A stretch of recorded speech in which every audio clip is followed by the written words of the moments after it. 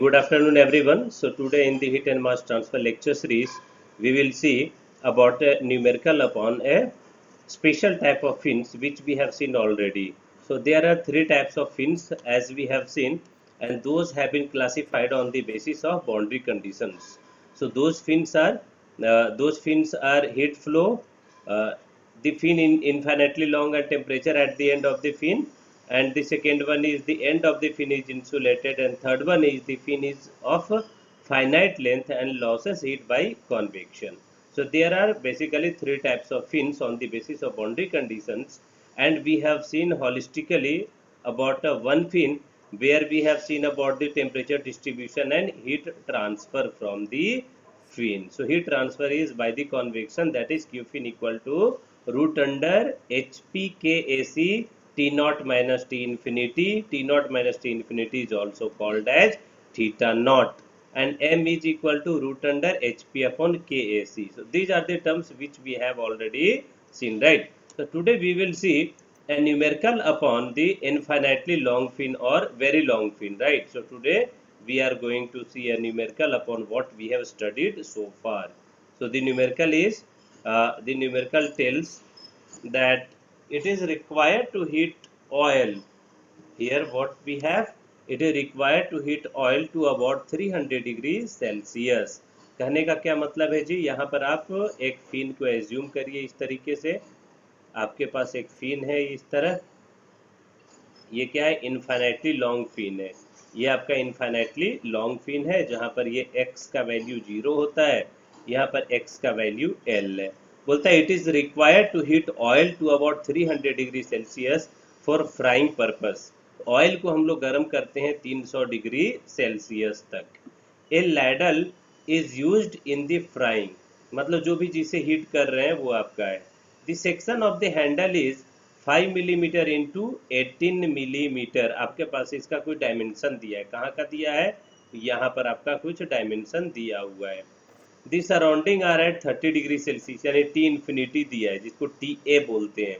The conductivity of material दिया हुआ है के.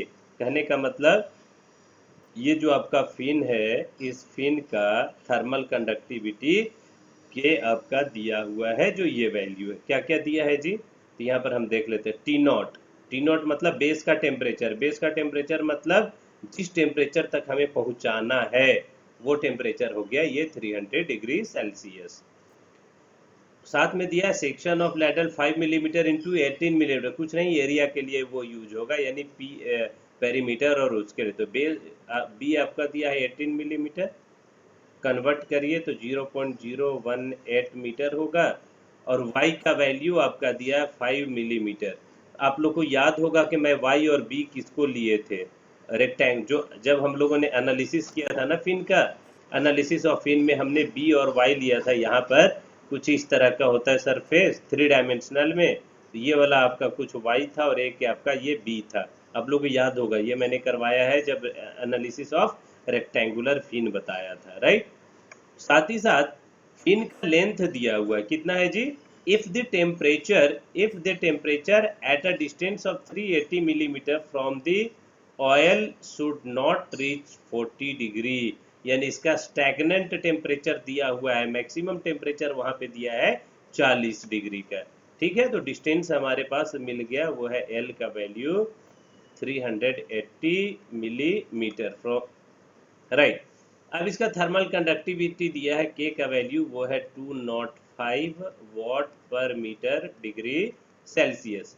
सो we have given T naught base temperature और b equals to this one, y equal to this much, l and k thermal conductive watt per meter degree Celsius और watt per meter Kelvin, right. इतना सारा कुछ दिया है. साथ ही साथ दिया हुआ है इन्वायरमेंट का टेम्परेचर, यानी टी इन्फिनिटी. आप इसको टी ए बोले तो कोई दिक्कत नहीं. एम्बियंट टेम्परेचर, इन्वायरमेंट टेम्परेचर को ही हम टी इन्फिनिटी से डिनोट करते हैं.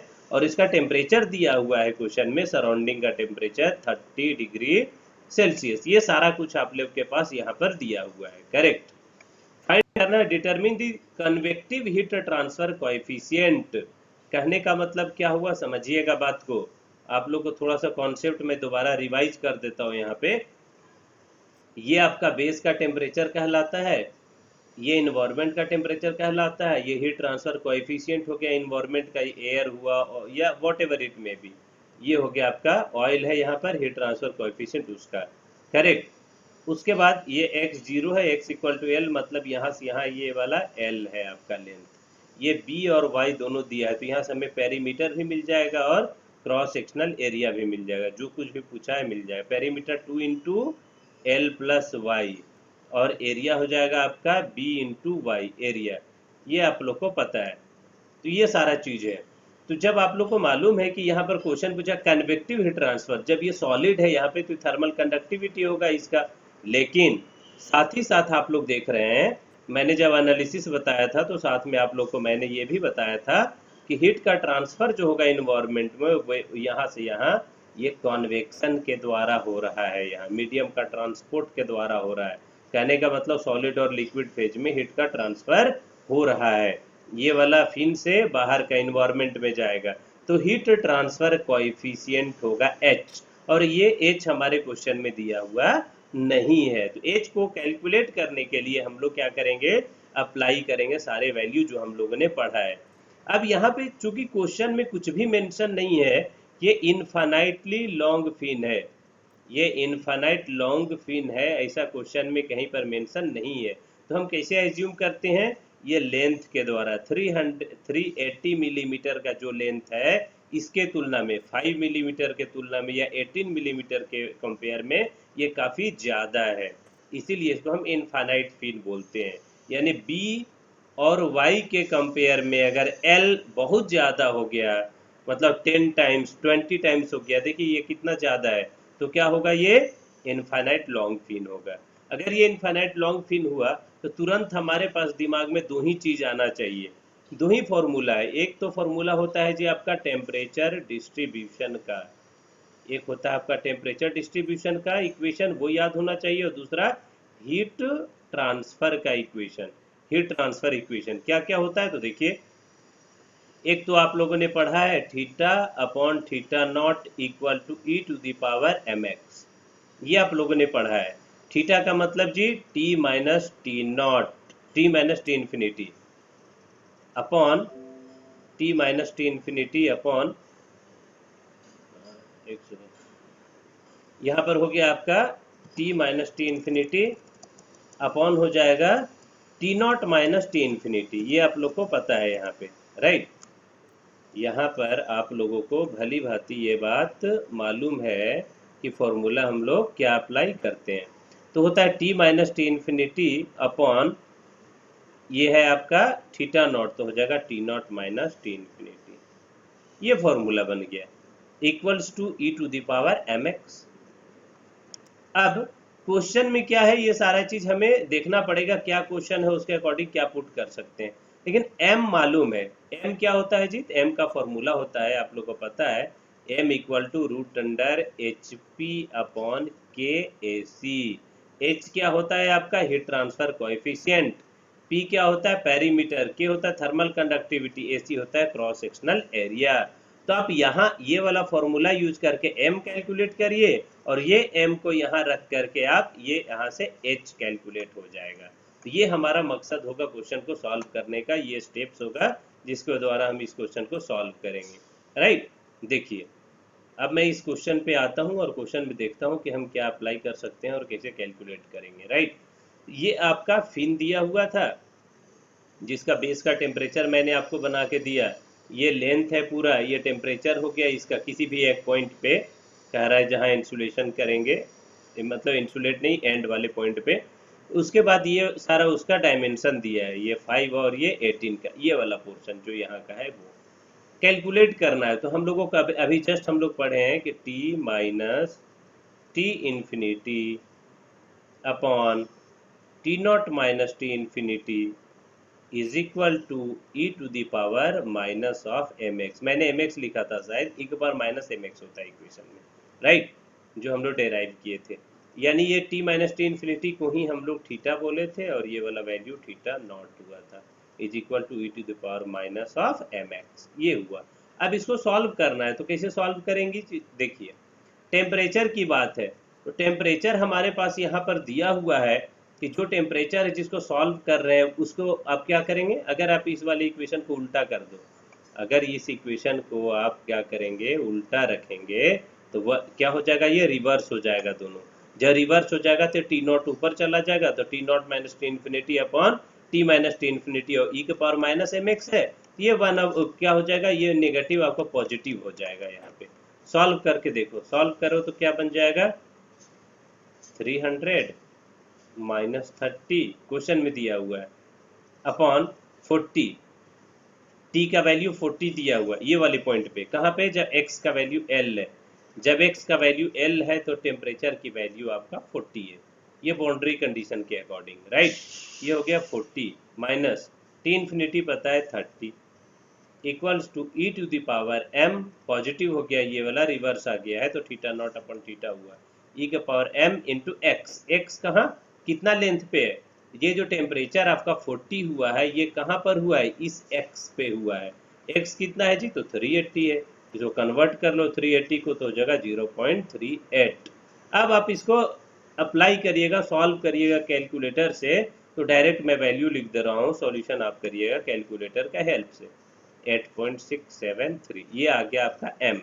अभी आपको जैसा मैंने बताया था कि इस इक्वेशन का हेल्प लेकर के हम m कैलकुलेट करेंगे, और m का फॉर्मूला हम लोगों को पता है, m मतलब मास नहीं, ये हो गया hp अपॉन KAC, ये हम लोगों ने पहले देख चुका है। कैसे देखे थे, m स्क्वायर को हम लोगों ने एज्यूम किया था, क्या एज्यूम किए थे, hp अपॉन KAC, डेरिवेशन में रेक्टेंगुलर कोऑर्डिनेट के लिए जब हम हीट ट्रांसफर को डेराइव किए थे एनालिसिस ऑफ फील्ड में, तो हमने hp अपॉन KAC को m स्क्वायर एज्यूम किया था, तो m हो गया रूट अंडर इतना। अब यहाँ h होता है हीट ट्रांसफर कोएफिशिएंट, p होता है perimeter, k thermal conductivity, ac cross sectional area, सारा कुछ मालूम है हमें। अब सिर्फ और सिर्फ एक अननोन है, वो है h। h को सॉल्व करिए, इसको सॉल्व करेंगे आप h को अपने कैलकुलेटर का हेल्प लेकर के, तो आपका आएगा 30.17, ये वैल्यू होता है 30.17 what per metre square degree Celsius. ये होता है हीट ट्रांसफर कोएफिशिएंट का यूनिट। आप लोग को मैंने बताया था कि K का यूनिट होगा what per meter degree Celsius या केल्विन, और H का यूनिट होगा what per metre square degree Celsius बोलिए, या तो मीटर स्क्वायर केल्विन बोलिए, दोनों एक ही चीज है। तो इस तरीके से हम इनफाइनाइट फिन के लिए क्वेश्चन को सॉल्व किए हैं, राइट। यहाँ पर कोई दिक्कत नहीं होना चाहिए। अब ये जो क्वेश्चन है आपका क्वेश्चन नंबर 2.110, ये आप लोग के यूनिवर्सिटी एग्जाम में आया हुआ है, और ये देखिए ये क्वेश्चन आप लोग को मैं दिखा रहा हूँ यहाँ पे, ये क्वेश्चन IES में आया हुआ है, इंजीनियरिंग सर्विस इसको बोलते हैं, जिस तरीके से IAS होता है उसी तरीके से IES होता है। 1993 में ये आया हुआ है, और उसके बाद आपकी यूनिवर्सिटी में आया हुआ, गेट में आया हुआ, काफ़ी इंपॉर्टेंट क्वेश्चन है ये आपका पूरा कॉन्सेप्ट आपका चेक करेगा ये क्वेश्चन। ये क्या है आपका कॉन्सेप्चुअल है, पूरा कॉन्सेप्ट चेक करेगा, IES में, गेट में और यूनिवर्सिटी एग्जाम में, पूरे इंडिया के जितने यूनिवर्सिटी एग्जाम में हर जगह लगभग आया हुआ क्वेश्चन है ये। गेट में आया हुआ है, IES में आया हुआ है, टॉप मोस्ट एग्जाम होता है इंजीनियरिंग सर्विसेज मैकेनिकल का, राइट। तो ये है, इस क्वेश्चन को हम लोग अभी सॉल्व करेंगे अपने कॉन्सेप्ट के द्वारा, लेकिन क्वेश्चन अगर आप लोग को समझ में आएगा तभी आप सॉल्व कर पाएंगे, ये बात आप लोग क्लियर हो जाइए। देखिए क्वेश्चन क्या बोलता है, two long rods of the same diameter, ये दो रॉड हैं, क्या है, एक ये रॉड है और एक ये है, साफ साफ लिख दिया लॉन्ग रॉड। लॉन्ग रॉड का मतलब आपका क्या हो गया जी, केस 1, फिन का केस 1 का क्वेश्चन है। केस 1 का मतलब theta upon theta not equal to E के power minus of mx apply हो रहा होगा, राइट। और Q का फॉर्मूला यूज हो रहा होगा root under HP KAC into theta naught, ये अप्लाई होगा। ये चीज दिमाग में बन जाना है, लॉन्ग रॉड मतलब ये वाला कॉन्सेप्ट होगा, और M का फॉर्मूला होता है root under HP upon KAC। अब आता है, ये सारे फॉर्मूला हो गए, अब कॉन्सेप्ट क्या है क्वेश्चन में, कॉन्सेप्ट क्या है, इसके आधार पे हम क्वेश्चन को सॉल्व करेंगे। एक बार क्वेश्चन को गौर से देखिए और दिमाग में बना लीजिए। तो बोलता है two long rods of same diameter, one made of brass, ये वाला जो है आपका, ये आप किसका बना हुआ है, ब्रास का बना हुआ है, क्यों बोल रहा है जी ब्रास या कॉपर? क्योंकि थर्मल कंडक्टिविटी अलग होगा, इसीलिए ब्रास है तो थर्मल कंडक्टिविटी है इसका अपना, और वो वैल्यू दिया है 85 क्वेश्चन में।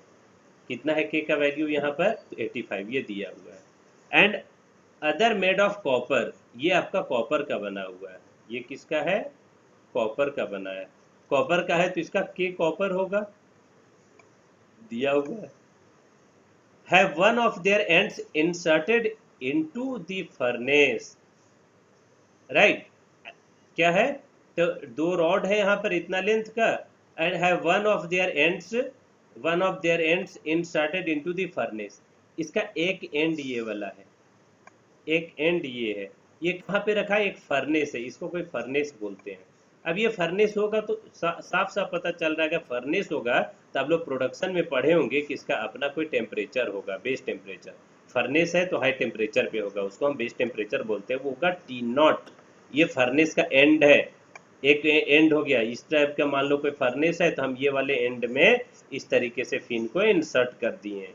ये जो आपका फर्नेस है इसको हम बोलते हैं बेस। जहां पर आपका फिन लगाया जाता है उसको बेस बोलते हैं। बेस मतलब आपका T0 की बात कर रहे हैं, साफ साफ पता चल रहा है, right. And both of the ends, both the rods are expose to the same environment.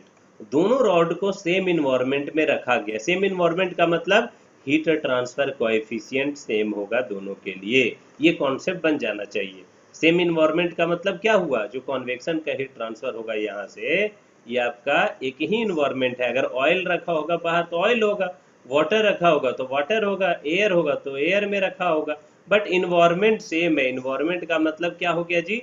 Ambient का टेम्परेचर सेम होगा, एम्बियंट का टेम्परेचर सेम होगा दोनों के लिए, और साथ ही साथ हीट ट्रांसफर कोएफिशिएंट भी सेम होगा, क्योंकि अगर वो फ्लूइड होगा तो फ्लूइड का वो टेम्परेचर इन्वायरमेंट का और उसका हीट ट्रांसफर कोएफिशिएंट दोनों सेम होगा for both of the rods that is made of brass and copper, right.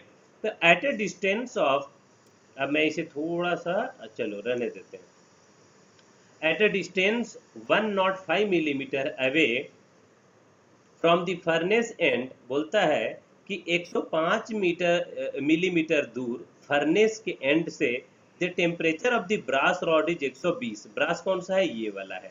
कहने का मतलब अगर इस तरह का फर्नेस में ये ब्रास रखा हुआ था, इस ब्रास का 105 मीटर की दूरी पे, ये हो गया 105 मिलीमीटर की दूरी पे टेम्परेचर 120 डिग्री सेल्सियस है। ये क्वेश्चन बोल रहा है, मैं नहीं बोल रहा हूँ। क्वेश्चन बोला है at a distance 105 millimeter away from the furnace end the temperature of the brass rod is 120 degree Celsius, right. तो है at what distance from the furnace end of the same temperature would be reached in a copper rod. तो बोलता है at what distance, copper में किस distance पे, copper rod में किस डिस्टेंस पे ये वाला टेम्परेचर हो जाएगा 120। तो हमें नहीं मालूम है डिस्टेंस क्या होगा, तो एल होगा भाई। एल डिस्टेंस पे टेम्परेचर हो रहा होगा 120 डिग्री सेल्सियस। तो आपको एल कैलकुलेट करना है, किसके लिए? कॉपर के लिए। मुझे बताइए आप लोग को अनम्यूट करके, क्वेश्चन समझ आया कि नहीं? क्वेश्चन समझ आया हो तो बहुत आसान हो जाएगा। Anybody please? आ गया? सर आ गया। जी जी जी, मैं 1 मिनट में मैं फिर से बता रहा हूँ। ये आपका फर्नेस है, फर्नेस में दो फिन लगाओ, ये फिन है, कॉपर रॉड मतलब फिन है, और रॉड का मतलब डायमीटर होगा। बोलता है इसमें कि ब्रास का बना हुआ है, ये कॉपर का बना है, इसका थर्मल कंडक्टिविटी दिया है, इसका अपना कोई डायमीटर होगा, ये डायमीटर होगा, हमें मतलब नहीं है। बोलता है कि जब ब्रास की बात करें, म्यूट कर लो, जब ब्रास की बात कर रहे हैं 105 मिलीमीटर की दूरी पे टेम्परेचर 120 हो रहा है, तो बताइए कॉपर में किस डिस्टेंस पे ये टेम्परेचर 120 हो रहा होगा? कुछ नहीं करना, एक ही फॉर्मूला से सॉल्व होगा, थीटा अपॉन थीटा नॉट ई के पावर माइनस mx। यही फॉर्मूला अप्लाई करेंगे हम दोनों के लिए। एक में आपका x दिया हुआ और एक में आपका l दिया हुआ है, करेक्ट। ये सारा चीज है, इसको सॉल्व करेंगे। देखिए हम लोग किस तरीके सॉल्व करते हैं। तो ये क्वेश्चन आप लोगों को पता है, मैं अगर यहाँ पे सॉल्व, ये पूरा बाउंड्री कंडीशन अप्लाई कर दिया है, पूरा स्टेप वाइज लिया है, क्योंकि ईएस का क्वेश्चन है तो ईएस में पूरा स्टेप्स लिया जाता है। कोई बात नहीं, आप स्टेप लीजिए या डायरेक्ट फॉर्मूला अप्लाई करो, बहुत आसान है, कोई दिक्कत नहीं है, करेक्ट। मैं कुछ नहीं करूँगा, ये सब कुछ नहीं करने वाला हूँ, ये वाला भी आप लोग के सामने मैं कुछ नहीं करने वाला हूँ।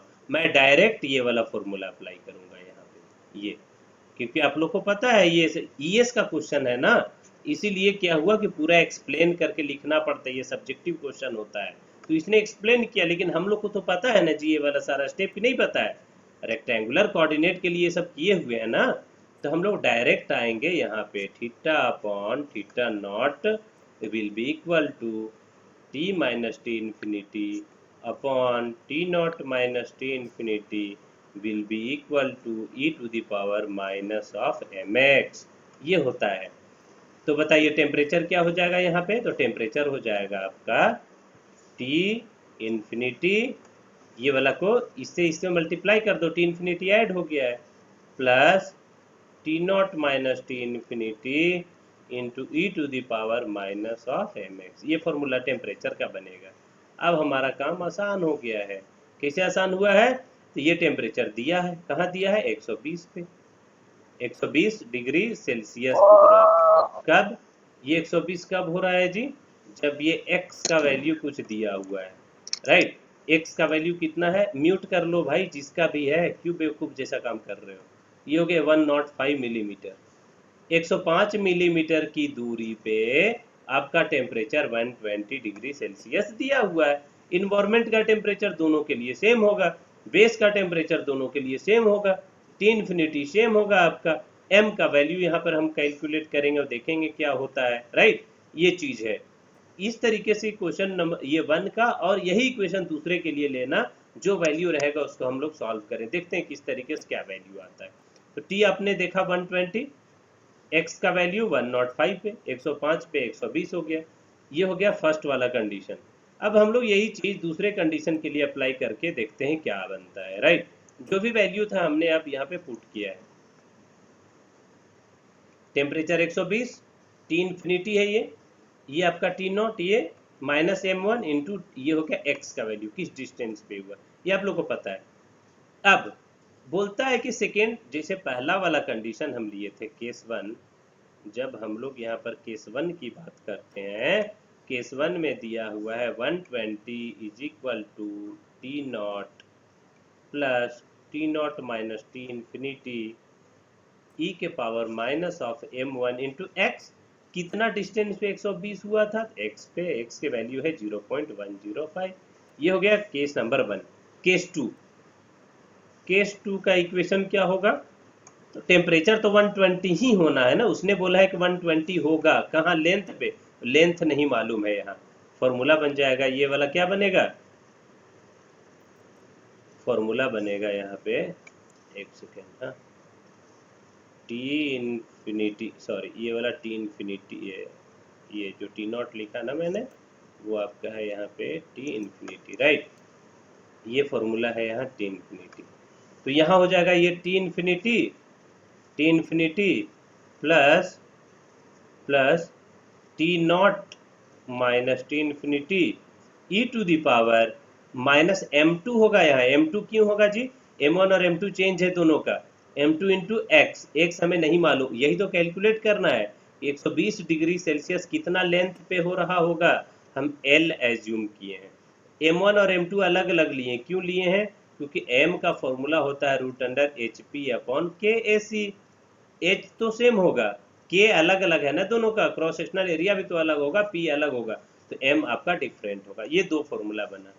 अब हम लोग क्या करेंगे कि टी इन्फिनिटी और टी नॉट दोनों के लिए सेम होगा, क्यों होगा सेम, क्योंकि फर्नेस तो एक ही है ना भाई, इस तरीके से जब रॉड लगा है तो ये इसका बेस टेम्परेचर टी नॉट है, ये टी नॉट ये वाला फिन के लिए भी है और यही टी नॉट इसके लिए भी है, तो ये वाला वैल्यू आपका दोनों के लिए सेम है।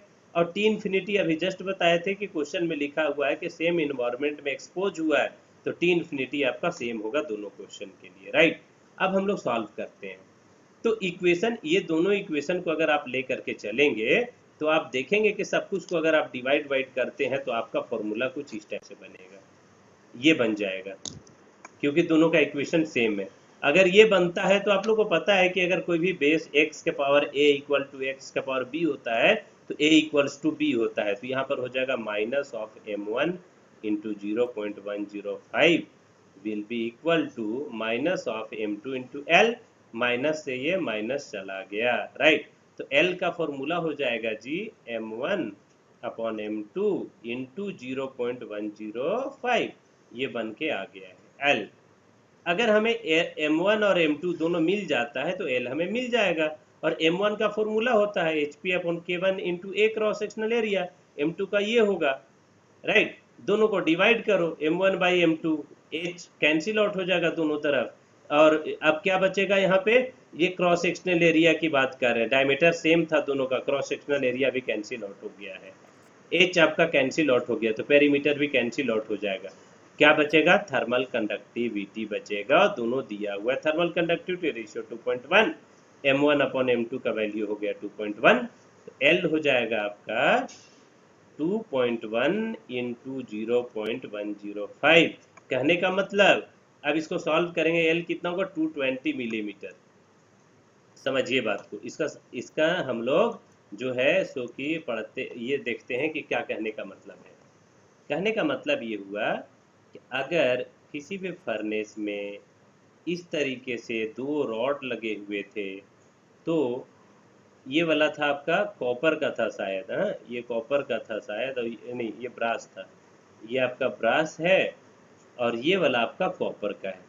तो ब्रास में 120 डिग्री सेल्सियस आने में 105 मिलीमीटर का डिस्टेंस लगा, यानी 105 मिलीमीटर की दूरी पे टेम्परेचर 120 हुआ है। लेकिन वही फर्नेस में अगर हमने एक रॉड को इंसर्ट किया है तो लेंथ इसको 220 लगा है, यहाँ 105 नहीं बल्कि 220 मिलीमीटर की दूरी पे यहाँ पे जो है सो कि टेम्परेचर 120 आया है। क्यों आया है तो साफ मालूम है, हम लोग को थोड़ा कॉन्सेप्ट अगर क्लियर हो ना तो चीजें बहुत आसान हो जाएगी। कैसे कॉन्सेप्ट का मतलब क्या है जी, तो दोनों का थर्मल कंडक्टिविटी देखिए, देखिए एक बार क्वेश्चन में थर्मल कंडक्टिविटी, इसका थर्मल कंडक्टिविटी क्या है आपका, इसका जो थर्मल कंडक्टिविटी है यहाँ पर ये कम है, इसका थर्मल कंडक्टिविटी ज़्यादा है। थर्मल कंडक्टिविटी ज़्यादा होगा, फास्ट रेट से मूव कर रहा है, लेकिन टेम्परेचर की इंटेंसिटी कम है तो डिस्टेंस ज़्यादा लगा है इसको, राइट। तो अगर ऑब्जेक्टिव क्वेश्चन होता और 4 ऑप्शन हुआ तो आप डायरेक्ट सॉल्व कर सकते थे, जिसका थर्मल कंडक्टिविटी ज़्यादा होगा, अगर सेम, इसका मतलब एक यहाँ पर क्या है जी, एक कॉन्सेप्ट बन के आता है नोट में, आप समझ सकते हैं नोट में क्या बना सकते हैं, अगर इन्वायरमेंट का इन्वायरमेंट सेम है, इन्वायरमेंट का टेम्परेचर सेम है, सेम बेस टेम्परेचर होगा, तो डिस्टेंस जो कवर करना होगा वो लेस थर्मल कंडक्टिविटी वाले पे डिस्टेंस कम होगा, ज़्यादा थर्मल कंडक्टिविटी तो डिस्टेंस ज़्यादा होगा। ये चीज़ याद रखिएगा, एमसीक्यू में कभी ना कभी आप लोग को काम आएगा ये, राइट। इस तरीके से हम लोगों ने यहाँ पर 2 क्वेश्चन को देखा है। अब हमारे पास जो कॉन्सेप्ट बनता है, अब जो नेक्स्ट पार्ट हम लोग को पढ़ना है वो है आपका, ये आप लोग एक बार थोड़ा घर पे ट्राई करिएगा, क्या है जी, तो 3 केस हम लोग देखे थे यहाँ पे, 3 कंडीशन देखा था बाउंड्री कंडीशन के आधार पे, यानी थीटा इक्वल टू जो आया था C1 e के power mx plus C2 e के पावर माइनस mx, इसके आधार पे फिन को हम लोगों ने 3 पार्ट में डिवाइड किया था। वो 3 पार्ट क्या था जी, यहाँ पर ये बाउंड्री कंडीशन लगाए थे। ये बाउंड्री कंडीशन के आधार पे पहला क्या था, very long fin, very long fin यानी इनफाइनाइट फिन। सेकेंड केस जो आपका बनेगा यहाँ पे वो है fin insulated at the tip, second case है fin insulated at the tip, इसका क्या मतलब है मैं बताऊंगा। थर्ड केस होगा ये शॉर्ट फिन है, इनकेस आप एक वर्ड और यूज करिए short fin, short fin insulated at the tip, आप इसको बोलेंगे short fin, short fin without without tip insulation, tip insulation. कहने का मतलब क्या हुआ कि हम लोगों ने जो फिन देखा था, मैं आपको थोड़ा फिजिकल मीनिंग बता रहा हूँ, ये फिन है, हमने यहाँ एक रॉड रखा है, अब क्या है कि जो फिन अभी तक हम लोग पढ़े थे वहां पे हीट का ट्रांसफर यहाँ से यहाँ हो रहा था कन्वेक्शन में, इसको हम लोग इंसुलेट कर देंगे। अगर आप इसको इंसुलेट करेंगे, जो भी टेम्परेचर यहाँ से बेस टेम्परेचर से फिन में आ रहा है वो यहीं तक रह जाएगा, बल्कि इन्वायरमेंट में एक्सपोज नहीं होगा। कहने का मतलब यहाँ का टेम्परेचर कांस्टेंट कर देंगे। अगर कांस्टेंट करेंगे तो बाउंड्री कंडीशन बन जाएगा dt upon dx equal to 0 at the tip. ये होता है यहाँ पर एक बाउंड्री कंडीशन जिसको हम लोग लेकर आगे बढ़ेंगे। आज मैंने बता दिया है कि अगर यहाँ पर ये टेम्परेचर कांस्टेंट हो जाएगा टिप पे इंसुलेशन पे तो dt अपॉन dx 0 हो जाएगा, राइट। ये कंडीशन लेकर के हम लोग नेक्स्ट क्लास में ये वाला डेरिवेशन और इसके बाद एक और डेरिवेशन है वो करेंगे। आपके university exam point of view से ये 3 डेरिवेशन में ये तीनों काफी इंपॉर्टेंट है। फर्स्ट वाला केस और ये दूसरा वाला केस, जब टिप इंसुलेट होता है, ये 2 केस ज़्यादा इंपॉर्टेंट है। थर्ड वाला केस जो है आपका जब विदाउट टिप इंसुलेशन होगा वो बहुत बड़ा डेरिवेशन बनता है, तो वो एग्जाम में बहुत रेयर आता है, बट फिर भी हम लोग देखेंगे जरूर, उसका टेंशन लेने की जरूरत नहीं है, राइट। ये सारा चीज़ हम लोगों ने अभी तक यहाँ पर पढ़ा है। Thank you, thanks a lot.